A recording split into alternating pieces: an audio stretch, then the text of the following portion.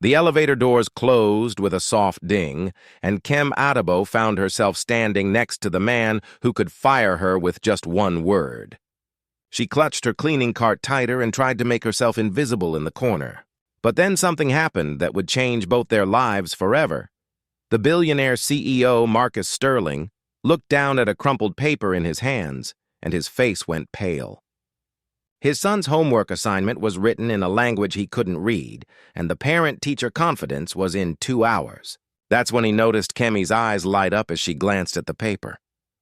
"I'll double your pay if you can translate this," he said, desperately, not knowing he was about to discover something that would shake his entire world. Kimo had been cleaning the floors of Sterling Industries for 3 years, and nobody had ever really noticed her. She worked the night shift from 10 p.m. to 6 a.m. so she could take care of her 8-year-old daughter, Nia, during the day. Every night, she pushed her cart through the empty halls of the 40-story building and cleaned up after people who made more money in a day than she made in a year. But Kem never complained because this job put food on the table and kept a roof over there. He heads in their small apartment in Brooklyn. The apartment was tiny, with just one bedroom that she shared with Nia, but it was clean and safe, and that was all that mattered. Every morning when she got home from work, she would find Nia still sleeping peacefully, and she would kiss her forehead before crawling into bed for a few hours of rest. By noon, she was up again making lunch and helping with homework, and being the best mother she could be on 4 hours of sleep and endless determination. She was a single mother who had moved to America from Nigeria when she was just 18 years old, with nothing but a suitcase and a dream. Back home, she had been the smartest student in her village and had won a scholarship to study in Lagos. She was studying to become a teacher and spoke 4 languages fluently. But life had other plans. She met her ex-husband David in college and they fell in love quickly. He promised her the world and convinced her to move to America with him. After graduation, they had Nia, but the marriage fell apart when he couldn't handle the responsibility of being a father and husband. He started staying out late and coming home drunk and spending money they didn't have. When Nia was 2 years old, he disappeared completely, leaving Kem alone in a foreign country with no family and no support system. So here she was at 32 years old, working as a janitor and trying to give her daughter a better life than she had ever imagined for herself. Marcus Sterling was the kind of man who had everything money could buy, but nothing that really mattered. His company was worth billions, and he lived in a penthouse that overlooked Central Park. But his 5-year-old son Ethan was struggling in school, and Marcus didn't know how to help him. His ex-wife Sarah had remarried and moved to California, so Ethan only saw his mother once a month. The little boy was acting out in class, and his grades were getting worse every week. Marcus tried to hire tutors and therapists, but nothing seemed to work. He was failing as a father, and he knew it. The worst part was that he could see Ethan pulling away from him day by day.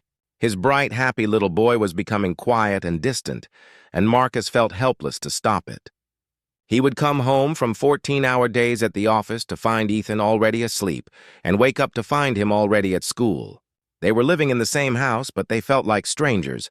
Marcus had grown up poor in Detroit with a single mother who worked 3 jobs just to keep them afloat.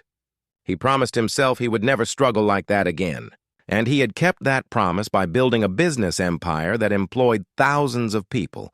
But somewhere along the way, he had forgotten that success meant more than just money in the bank. His marriage to Sarah had been more like a business merger than a love story, and when it fell apart, he threw himself even deeper into his work. Now he had all the money in the world, but his son was slipping away from him, and he didn't know how to fix it. On that Tuesday night in October, everything changed. Marcus had stayed late at the office trying to finish a presentation for the board meeting the next morning. He was exhausted and stressed when he got into the elevator on the 38th floor. The building was almost empty except for the cleaning crew. That's when Kem stepped into the elevator with her cart full of supplies. She pressed the button for the 15th floor and stood quietly in the corner like she always did when she saw one of the executives. She had learned to make herself invisible because rich people didn't like to be reminded that poor people existed. She kept her eyes down and tried not to breathe too loudly because she needed this job and couldn't afford to make anyone uncomfortable. Marcus barely noticed her until he looked down at the paper in his hands. It was Ethan's homework assignment, and it was written in Spanish. The teacher had sent a note saying that Ethan needed help with his bilingual education program, and there would be a parent conference the next day. Marcus spoke 3 languages fluently, including French and Italian from his business dealings. But Spanish wasn't one of them. He had been so busy with work that he didn't even know his son was learning Spanish at school. The parent conference was at 2 p.m. tomorrow, and he had no idea what to say or how to help his son. Now he felt like the worst father in the world. He stared at the paper until the words started to blur together, and he felt a familiar tightness in his chest that meant he was about to have a panic attack. That's when he heard a soft gasp from the corner of the elevator. Kim had glanced at the paper, and her eyes had gone wide. She could read every word on that page. Back in Nigeria, she had learned English, French, and Spanish along with her native Yoruba language. In college, she had studied linguistics and dreamed of becoming a translator or maybe even working for the United Nations. She had been the best student in her program, and her professors had said she had a gift for languages. But life had gotten in the way, and those dreams had been pushed aside by the reality of being a single mother in a foreign country with no support and no connections. "I'll double your pay if you can translate this," Marcus said, suddenly turning to face her. His voice was desperate and his hands were shaking slightly. He had never spoken to any of the cleaning staff before, but he was willing to try anything. He needed help. And this woman seemed to understand what was written on the paper. Kim looked shocked that he was even talking to her. She had cleaned his office hundreds of times, but he had never acknowledged her presence. She knew his coffee order by heart because she emptied his trash can every night. She knew he worked late and ate dinner at his desk and talked to his son on the phone every evening at exactly 6:30. She knew he kept a picture of a little boy on his desk and that he sometimes fell asleep at his computer. Now here he was, asking for her help, and she didn't know what to say. She looked down at the paper again and saw that it was a story about a little boy who missed his mother. Her heart broke a little because she knew what it was like to feel alone and scared. "Your son wrote about how much he misses someone," she said quietly, her Nigerian accent making her words sound musical. "He says he dreams about flying to see his mama, but he's afraid of the airplane. He wants to be brave, but sometimes he cries at night when nobody can hear him." She paused and looked at Marcus, who had gone completely still. "He wrote that the airplane makes loud noises and he thinks it might crash, but he wants to see his mama so badly that he's willing to be scared." Marcus felt like someone had punched him in the chest. He knew Ethan missed his mother, but he had no idea his son was suffering so much.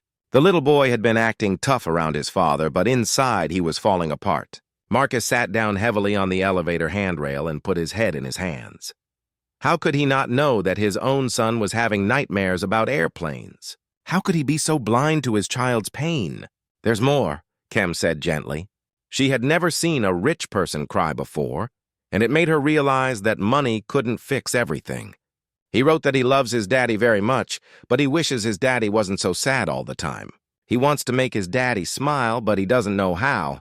He says his daddy works very hard to buy him toys, but what he really wants is for his daddy to play with him."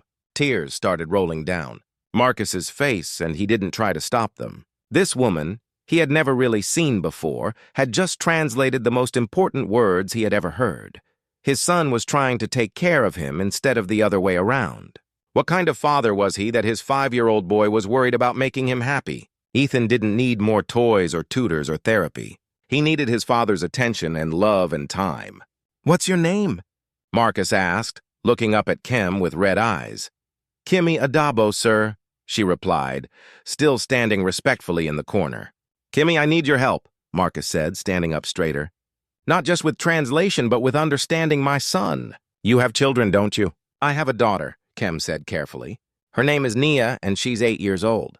"Then you know what I'm doing wrong," Marcus said desperately. "Please, I'll pay you anything you want.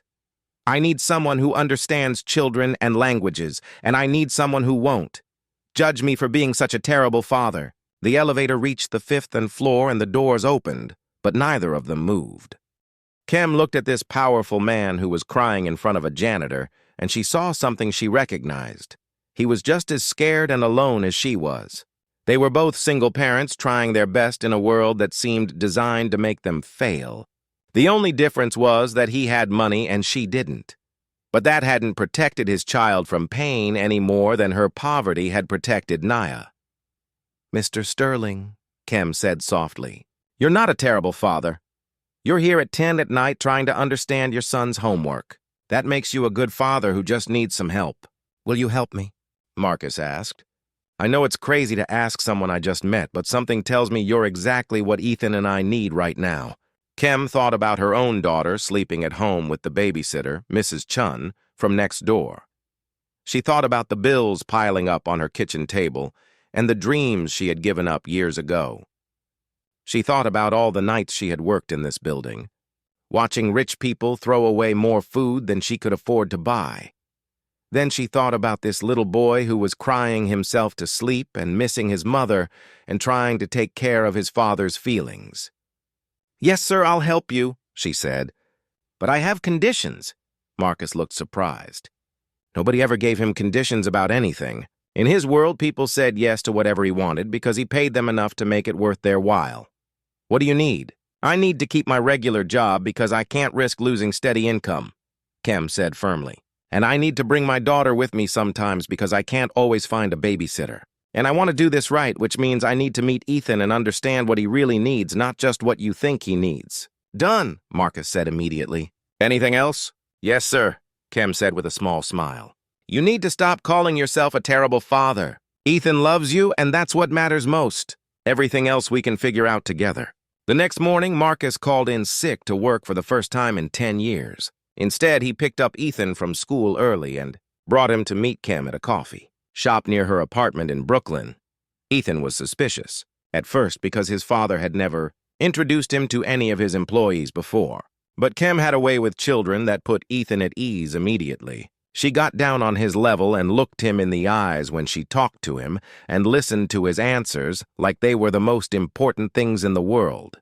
"Your daddy told me you're learning Spanish," Kem said, sitting down next to Ethan with a hot chocolate for him and coffee for the adults. "That's very smart because speaking many languages opens up the whole world. I speak 4 languages and it has helped me in so many ways." "Are you from somewhere else?" Ethan asked with the curiosity that only children have. "I'm from Nigeria," Kem said.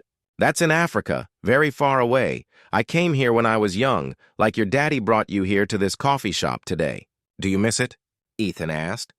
"Sometimes," Kem said honestly.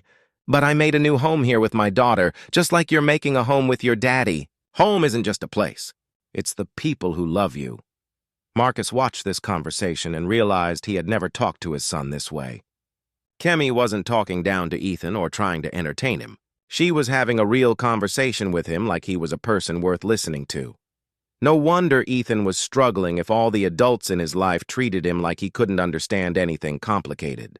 "Can I meet your daughter?" Ethan asked shyly. "I think that would be wonderful," Kem said, looking at Marcus for permission.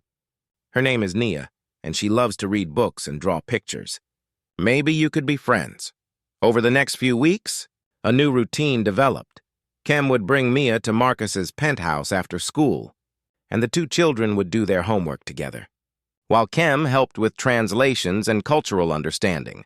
But more importantly, she helped Marcus and Ethan learn how to talk to each other. She showed Marcus how to get down on the floor and play with Ethan instead of just watching from the couch. She taught him to ask questions about Ethan's day and actually listen to the answers.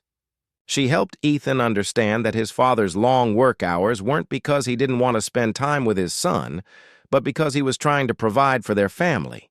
Marcus discovered that Ethan was brilliant and funny and full of questions about everything.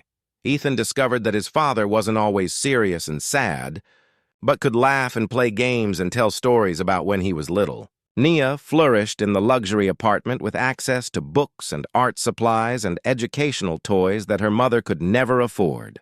She and Ethan became best friends despite their age difference because they both understood what it was like to have only one parent.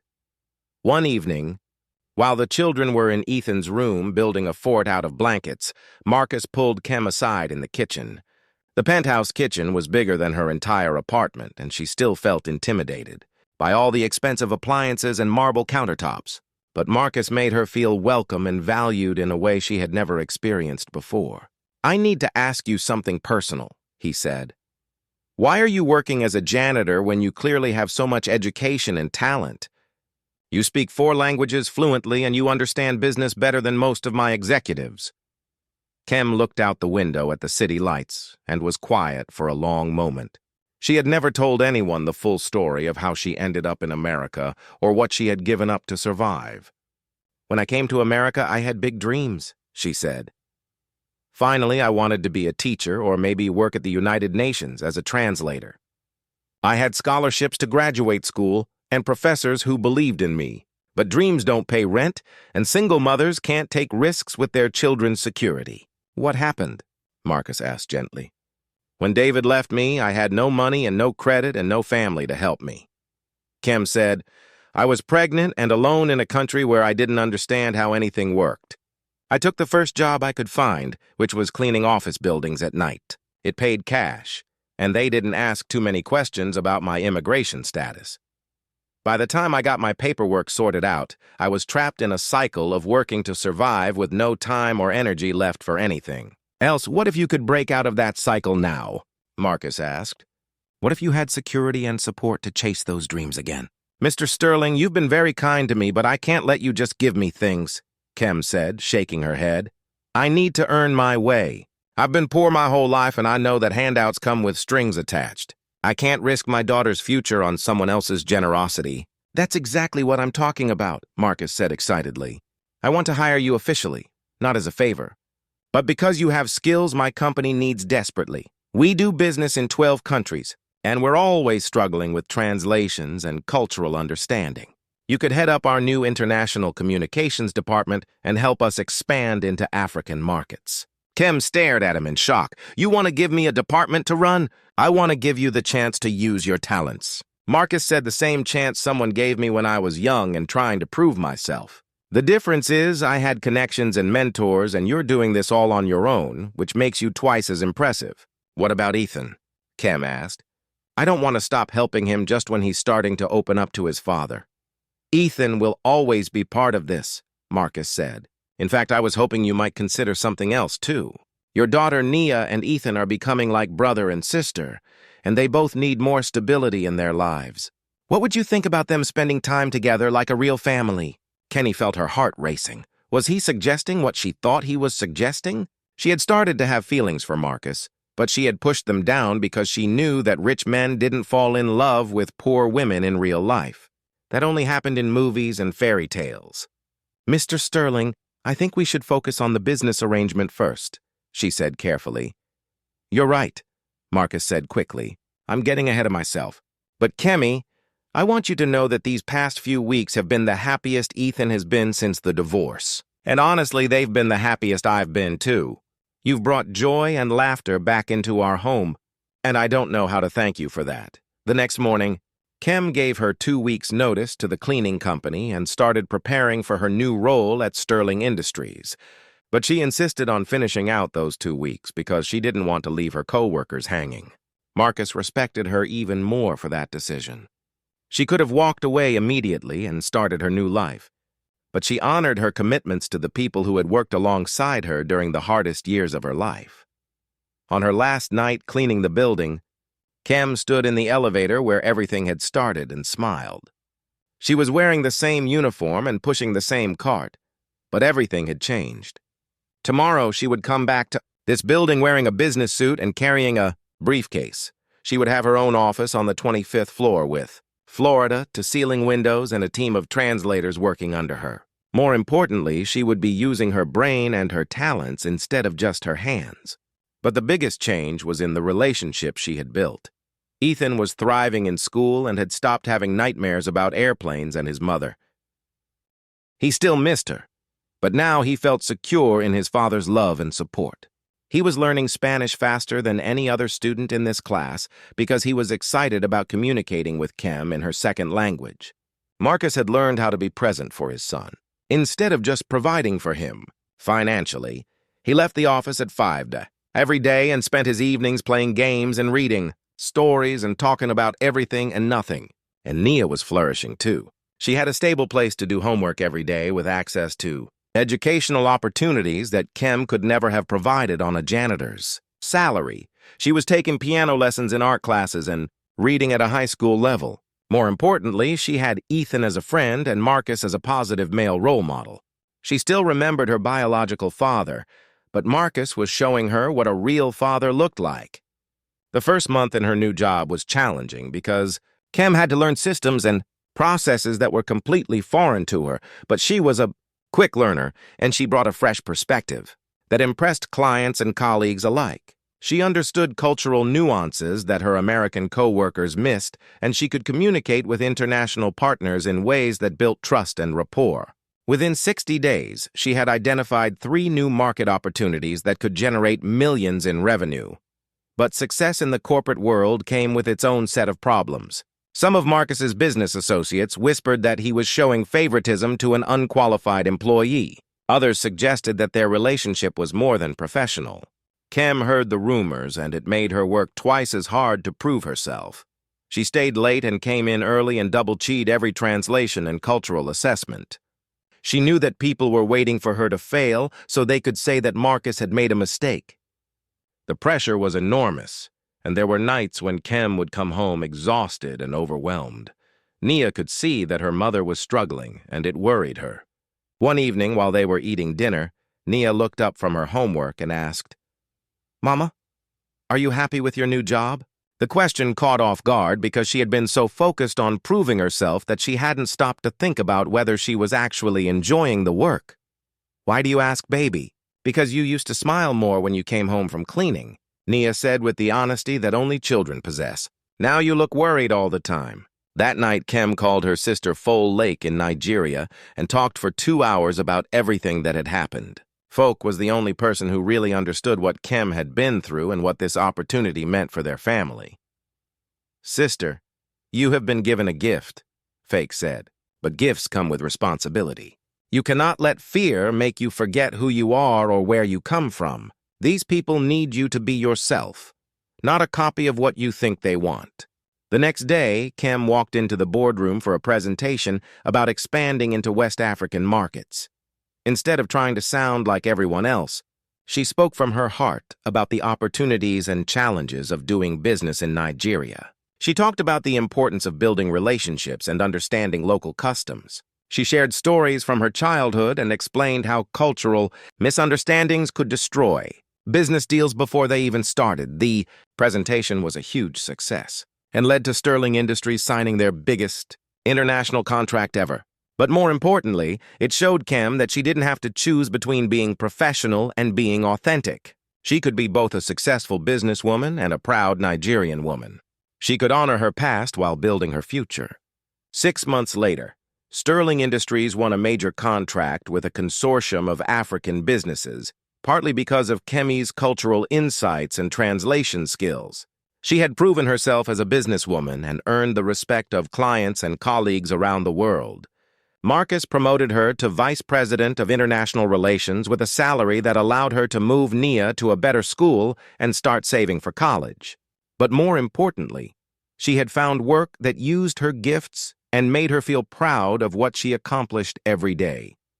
The real success, though, was measured in smaller moments, like when Ethan ran up to Kim at his school play and hugged her tight while calling her his second mom. Like when Marcus and Kim stayed up late talking about their dreams for their children's futures. Like when Nia told her mother she wanted to be a businesswoman, just like her when she grew up. Like when Ethan stopped having anxiety attacks about flying and actually looked forward to visiting his mother because he knew Kim would help him practice his Spanish before the trip. 1 year after that night in the elevator, Marcus and Kim were sitting in the same coffee shop where they had first brought Ethan. But this time, they weren't talking about homework or business deals. They were planning a wedding. Marcus had proposed on a quiet Sunday morning while they were making breakfast for the children. It wasn't a grand romantic gesture with roses and champagne. It was simple and real and perfect. "Are you sure about this?" Kim asked, looking down at the beautiful ring on her finger. "People are going to say you're crazy for marrying your employee. They're going to say I'm a gold digger who trapped you." "Let them talk," Marcus said, reaching across the table to take her hand. I know what I found that night in the elevator. I found my missing piece, and Ethan found the mother he needed, and Naya found the father she deserved. Anyone who can't see that isn't worth worrying about. I never thought I would get a second chance at love, Kem said with tears in her eyes. I was so focused on surviving that I forgot about living. We both forgot, Marcus said. But our children reminded us what really matters. They showed us how to be a family. The engagement wasn't without challenges. Marcus's mother flew in from Detroit and made it clear that she thought her son was making a mistake. Some of his business partners questioned his judgment. A few gossip magazines ran stories about the billionaire CEO and his former janitor. But Marcus and Kem faced every obstacle together and came out stronger on the other side. The wedding was small and perfect, with Ethan as ring bearer and Nia as flower girl. They exchanged vows in Marcus's penthouse with just a few close friends and family members present. Kem wore a simple white dress that she had bought at a department store, and Marcus wore the same suit he had worn to every important business meeting for the past 5 years. But they had never looked more beautiful or more happy. Marcus's business associates were shocked that he was marrying a former janitor, but they quickly learned to respect Kem's intelligence and grace. She never forgot where she came from, and she used her position to create opportunities for other immigrants and single mothers who were struggling to build better lives. She started a scholarship program for Nigerian students and a mentorship program for women trying to break into male-dominated industries. The first year of marriage brought its own set of challenges and joys. Blending two families is never easy, even when everyone loves each other. Ethan had to adjust to sharing his father's attention, and Nia had to get used to living in luxury after years of struggling. There were arguments about bedtimes and chores and screen time. There were moments when the children tested boundaries and pushed limits to see if this new family arrangement would really last. But Marcus and Kem approached every challenge as a team. When Ethan had a meltdown about wanting his biological mother at his birthday party, Kem held him while he cried and helped him understand that loving her didn't mean he loved his mother any less. When Naya felt guilty about enjoying expensive toys and clothes, Kem explained that accepting good things didn't make her ungrateful for what they had before. They went to family counseling and learned how to communicate better and support each other through difficult transitions. The breakthrough came 6 months after the wedding when Ethan got sick with the flu. He was running a high fever and couldn't keep food down, and Marcus was traveling for business. Kem took 3 days off work to nurse Ethan back to health, just like she would have done for Naya. She made him soup and read him stories and sat by his bed all night monitoring his temperature. When he was finally feeling better, he looked up at her with big, serious eyes and said, "Thank you for taking care of me like a real mom would." That's when Kem knew they had become a true family, not because of marriage certificates or shared bank accounts, but because they had chosen to love and protect each other through sickness and health and everyday struggles, and started calling her Mama Kem, and introducing her to his friends as his stepmother with pride instead of confusion. Nia started calling Marcus Dad and asking him to help with math homework and soccer practice. Years into their marriage, Kem discovered she was pregnant. She was terrified because she was 35 years old and hadn't planned on having more children. She worried about how Ethan and Nia would react and whether she could handle the demands of pregnancy while running a department at Sterling Industries. When she told Marcus the news, he picked her up and spun her on the kitchen while laughing and crying at the same time. "We're going to have a baby," he kept repeating like he couldn't quite believe it was real. The children were initially confused, but then excited about becoming big siblings. Ethan wanted to know if he could teach the baby Spanish, and Nia wanted to know if she could help pick out clothes and toys. They spent hours discussing potential names and arguing about whether they wanted a brother or sister. For the first time since their divorces, Marcus and Kem felt like they were building something completely new together instead of just healing from past wounds. The pregnancy was difficult with mourning, sickness that lasted all day and exhaustion that made it hard to focus at work. But Kem was determined to prove that she could be a successful executive and a devoted mother at the same time. She worked from home when possible and brought the children to the office when necessary. Her team at Sterling Industries rallied around her and took on extra responsibilities without being asked. When baby David was born healthy and perfect after 18 hours of labor, the whole family was there to welcome him. Ethan and Nia took turns holding their new brother and promising to protect him forever. Marcus cried harder than he had at either of his previous children's births because this baby represented hope and new beginnings in a way that felt miraculous. The first few months with a newborn were exhausting, but wonderful. Marcus took paternity leave for the first time in his career and spent weeks learning how to change diapers and give bottles and rock David to sleep. Kim watched her husband transform into the kind of hands-on father she had always hoped Nia would have. Ethan and Nia helped with feeding schedules and bedtime routines and fought over who got to push the stroller during family walks. But the real test came when Kemi had to return to work after maternity leave. She had built Sterling Industries, international division from the ground up, and couldn't afford to be away too long without losing momentum. She arranged for a nanny to come to the house during the day and restructured her schedule so she could work from home 2 days a week. It was a juggling act that required constant adjustments and occasional compromises.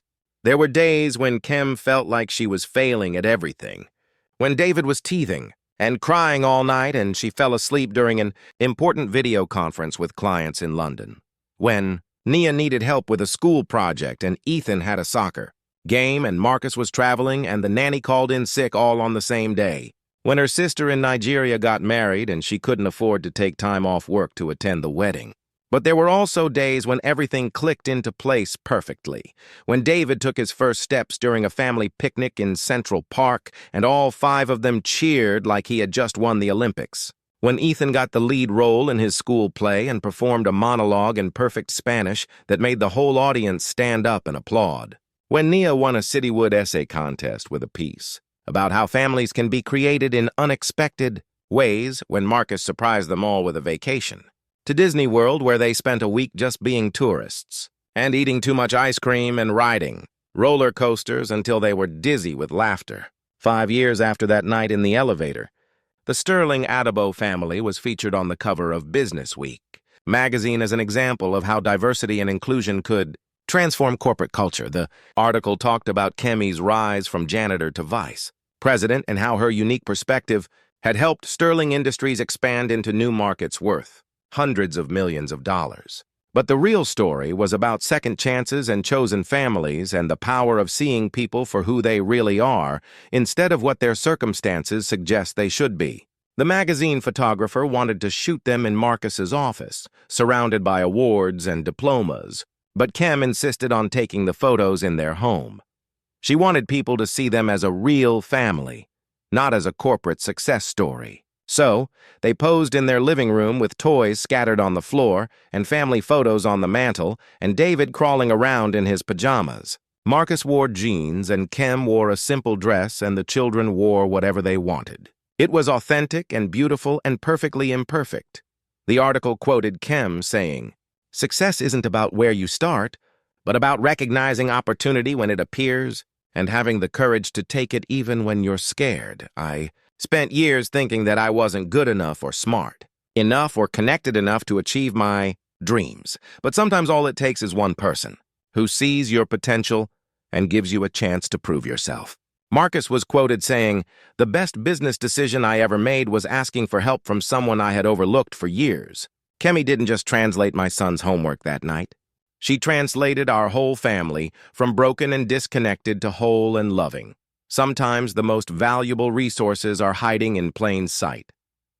And all we have to do is pay attention." And in a sidebar interview, Ethan, who was now 10 years old, said, "My dad used to be sad all the time and work too much, but now he smiles every day and plays with us and takes us on adventures.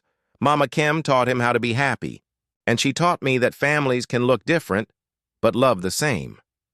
Nia added, "I used to worry about money all the time because I saw how hard my mama worked just to pay for food and rent. Now I know that being rich isn't just about having money. We're rich because we have each other, and we take care of each other, and we dream big dreams together." The story that started with a desperate father and a crumpled homework assignment had become a testament to the power of human connection and mutual respect.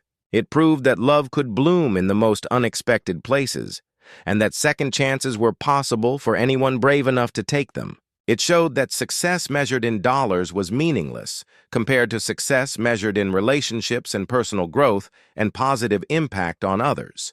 But perhaps most importantly, it demonstrated that every person has value and potential regardless of their job title or economic status. Kim had always been intelligent and talented and capable, but she needed someone to recognize those qualities and give her a platform to use them. Marcus had always been driven and successful, but he needed someone to teach him how to balance ambition with presence, achievement with contentment. That night in the elevator had lasted less than 5 minutes, but it changed 5 lives forever. Because sometimes all it takes is one moment of genuine human connection to transform everything we thought we knew about ourselves and what we're capable of achieving. Sometimes the answer to our biggest problems is standing right in front of us wearing a uniform we don't usually notice, or speaking with an accent we don't usually hear, or offering help from a perspective we don't usually consider. The Sterling Adabo family continued to grow and thrive in ways that none of them could have imagined. During those early days of tentative trust and cautious hope, Marcus learned that his greatest legacy wouldn't be the company he built, but the family he helped create. Kim learned that dreams deferred aren't necessarily dreams denied, and that it's never too late to become the person you were meant to be. Ethan learned that families can expand to include new people without diminishing the love for existing members. Nia learned that accepting help and opportunities doesn't make you weak, but gives you the strength to help others in return. And baby David grew up surrounded by siblings and parents who showed him every day that love multiplies rather than divides when it's shared generously and authentically. The translation that brought them together was just the beginning of a much larger conversation about what it means to truly understand and support each other across all the boundaries that usually keep people apart. It was a conversation that continued every day in small acts of kindness and big gestures of commitment and quiet moments of appreciation for the miracle of finding your people in a world that can feel vast and lonely and disconnected.